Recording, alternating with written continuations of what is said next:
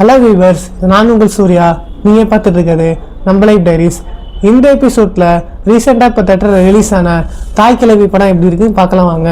இந்த படத்தோட one line story என்னென்னா, இந்த படத்தில் ஒரு வயசான ஒரு கிழவியை காமிக்கிறாங்க. அந்த கிழவி ஊரில் எல்லாத்துலேயும் பணத்தை வட்டிக்கு விட்டுட்டு அதை ரொம்ப திமிராகவும் மிரட்டி வசூல் பண்ணுற ஒரு கிழவியாக இருக்குது. அந்த கிழவியை பார்த்துட்டு எல்லாம் பயந்துட்டு ஓடுறாங்க. ஒரு கட்டத்தில் அந்த கிழவி உடம்புக்கு முடியாமல் உயிருக்கு போராடிட்டு இருக்கு. அந்த தருணத்தில் இந்த கிழவி எப்படியாவது சாவுன்னு நினச்சிக்கிட்டு இருக்காங்க. ஊரில் இருக்க எல்லாரும், அவங்க பசங்களும் இந்த கிழவி எப்படியாவது சாவுன்னு நினச்சிக்கிட்டு இருக்காங்க. கடைசியில் அந்த கிழவி பொழைச்சிச்சா இல்லையா, அதுக்கப்புறம் விஷயம் நடந்துச்சுங்கிறதா இந்த படத்தோட மொத்த கதையே. அந்த தாய் கிழவிக்கு 3 மகன்கள் இருக்காங்க. 3 மகன்கள் யாருன்னா, ஒன்று அருள்தாஸ், இன்னொன்று சிங்கப்புலி, இன்னொருத்தர் பாலசரவணன். அது இல்லாமல் மகள் ஒருத்தர் இருக்காங்க. இந்த மகனை பொறுத்த வரைக்கும் யாருமே அந்த பாட்டிக்கிட்ட கிழவிக்கிட்ட யாரும் பேச மாட்டாங்க. ஏன்னா அவங்க அப்பா செத்த போக சொத்தை பிரிச்சேன்னு சொல்லிட்டு அந்த கிழவிக்கிட்ட சண்டைக்கு போயிட்டு வந்தவங்க தான். அந்த 3 பேருமே கிழவி எப்படியாவது சாகணுன்னு தான் முதல்ல நினச்சிக்கிட்டு இருப்பாங்க. கடைசியில் ஒரு விஷயம் தெரிய வரும். அந்த தெரிய வந்தோன்னா இந்த கிழவி சாகவே கூடாது அப்படின்னு சொல்லிட்டு மருத்துவமனைக்கு கொண்டு போகிற சீனாக இருக்கட்டும், கிழவி எப்படியாவது காப்பாற்றி ஆகணும்னு சொல்லிட்டு அவங்க சொந்த காசு செலவு பண்ணுற சீனாக இருக்கட்டும், அந்த மாதிரி எல்லா சீனையும் சூப்பராக காமெடியாக பண்ணியிருக்காங்க. அது இல்லாமல் ஒவ்வொருத்தரும் தனித்தனியாக சொல்லணும்னா, பாலசரவனை பொறுத்த வரைக்கும் அவர் பூக்கடை வச்சுருக்க மாதிரி காமிக்கிறாங்க. அந்த பூக்கடையில் அவரை பொறுத்த வரைக்கும் மாலை கட்டுறதை பார்த்தீங்கன்னா அதை பார்க்கவும் சிரிப்பாக இருக்கும். அதாவது இந்த வித்தியாசமாக மாலை கட்டுவார். அவருக்கு மாலையை கட்ட தெரியாது. அந்த சீனாக இருக்கட்டும். சிங்கம்புலியை பொறுத்த வரைக்கும் அவர் ஒரு வண்டி வச்சுருக்காரு.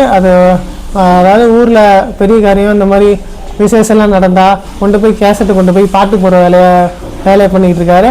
அவர் ஒரு விசேஷத்துக்கு போயிட்டு இருக்கும்போது அங்கே பாட்டு போட்டுக்கிட்டு இருப்பார். குறிப்பாக எல்லா கமல் பாட்டுமே போட்டுக்கிட்டு இருப்பார். ஏன்னா அவர் கமல் தீவிர ரசிகன். அங்கே டேட்டம் வேறு குட்டியிருப்பார் கமல்ன்ட்டு. அவரை பொறுத்த வரைக்கும் அங்கே பாட்டு போடுவார். கமல் பாட்டாகவே போட்டுக்கிட்டு இருப்பார். கூட்டத்தில் ஒருத்தன் என்ன நீ கமல் பாட்டாக போடுற, ரஜினி பாட்டு போடுறான்னு சொல்கிறதுக்கு அந்த ஒரு சீனாக இருக்கட்டும். இந்த மாதிரி பல மொழிகளையும் நல்லா பண்ணியிருக்காருன்னு சொல்ல வரலாம். அதாவது அருள்தாஸை பொறுத்த வரைக்கும் அவர் ஆட்டோ ஓட்டுறவராக இருக்கார். அவர் இருக்காலே முரட்டுத்தனமான அண்ணனாக இருக்கார் இவங்களுக்கெல்லாம். அதெல்லாம் மட்டும் இல்லை, தாய்க்கிழியோட மகளை பொறுத்த வரைக்கும் அவங்க அம்மா சொல்கிறத கேட்டுட்டு வீட்லேயே இருக்க ஒரு மகளாகவும் நல்ல மகளாகவும் இருக்காங்க. அது இல்லாமல் அந்த மகளுக்கு ஒரு பையன் இருக்கான். இந்த பையனை பொறுத்த வரைக்கும் அவன் ஒரு வித்தியாசமான கேரக்டராக இருக்கும். அவனும் அங்கங்கே வந்து காமெடி பண்ணுற சீனாக இருக்கட்டும், எல்லாமே சூப்பராக இருக்குன்னு சொல்ல வரலாம். அது இல்லாமல் இந்த படத்தில் முக்கியமாக இளவரசு வந்து ஒரு 2 சீனில் தான் வராரு. அவரால் தான் இந்த படமே வேறு கதைக்கு திரும்பிச்சுன்னு சொல்ல வரலாம். அவரையும் சூப்பராக ஒரு யூஸ் பண்ணியிருக்காங்க. அது மட்டும் இல்லாமல் ஜார்ஜ் மரியும் இந்த படத்தில் வராரு. ஆனால் ஒரு குறிப்பிட்ட ஒரு சீனாக இருந்தாலும் அந்த சீனும் சிரிக்கும்படி நல்லாவும் கொண்டு வந்திருக்காங்க. ஒரு குடிகார கேரக்டர் இருக்கும். அந்த குடிகார கேரக்டர்கிட்ட நம்ம பாலசரவன் வந்து ஒரு டாஸ்க் கொடுத்துருவாரு. இந்த கோயிலில் இருக்க விளக்கை எப்படியாவது அயமாக பார்த்துக்கோன்னு சொல்லிட்டு அதுக்கு டெய்லியுமே நம்ம பாலசரவன் காசு போட்டு வருவார். அந்த சீனை ஒர்க் அவுட் பண்ணக்கூடிய விதமாக இருக்கட்டும், அந்த குடிகார கேரக்டர் பர்ஃபெக்ட்னு சொல்ல வரலாம். அது இல்லாமல் அவங்க அம்மாவை அந்த கிழவியாக ஆஸ்பத்திரி கூட்டிகிட்டு போகிற சீனாக இருக்கட்டும், இந்த ஆஸ்பத்திரியில் உள்ள டாக்டர்களை எப்படிலாம் ஒரு பேஷண்ட்டை எப்படி நம்ம பொதுவாகவே ஒரு ஹாஸ்பிட்டல் போகிறோம்னா அங்கே டாக்டர் பேசுகிறது நம்மளுக்கு புரியாது, என்ன சொல்கிறாங்கன்னு புரியாது. அதாவது ஒரு கான்செப்டாகவும் இந்த படத்தில் கொண்டு வந்திருக்காங்க.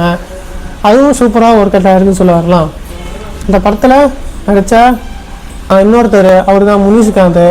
அவருக்கு கல்யாணம் ஆகாமே 40 வருஷத்தை கடந்து வந்துடுறாரு. எப்படியாவது கல்யாணம் ஆகும்னு சொல்லி அவர் தங்கிட்ட விதமாக இருக்கட்டும், அதாவது அந்த கிழவியோட மருமகன்ட்ட அடி வாங்குற சீனாக இருக்கட்டும், இந்த கிழவியோட பசங்க கூட இருக்க சீனாக இருக்கட்டும், அவர் தான் அந்த படத்தை முழுவதும் வந்துட்டு போகிறாரு.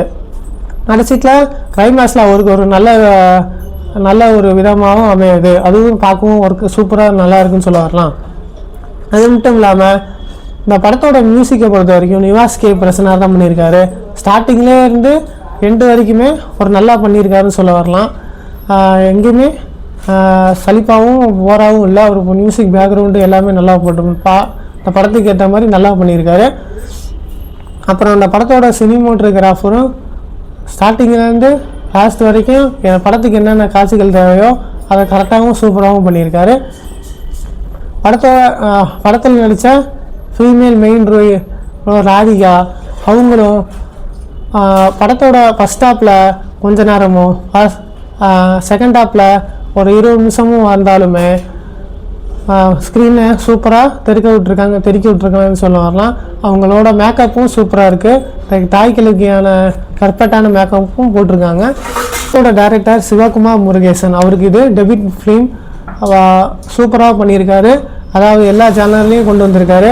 படத்தில் காமெடி, அப்புறம் சென்டிமெண்ட்டு, அது இல்லாமல் நல்ல ஒரு மெசேஜையும் கொண்டு வந்திருக்காரு. அவரோட ஸ்க்ரீன் ப்ளே ரைட்டிங் செம்மையாக இருக்குது. படத்தில் அவருக்கு கொண்டு வந்த டைலாக் வசனம்லாம் சூப்பராக ஒர்க் அவுட்டாக இருக்குது. அங்கங்கே நிறைய டைலாக்கை நல்லா எழுதியிருக்காருன்னு சொல்ல வரலாம். அவர் கொடுத்த மெசேஜ் சூப்பரான மெசேஜ். படத்தில் கிளைமேக்ஸில் அழகான ஒரு மெசேஜை சொல்லியிருக்காரு. அதுவும் நல்லா ஒர்க் அவுட் ஆகிருக்கு.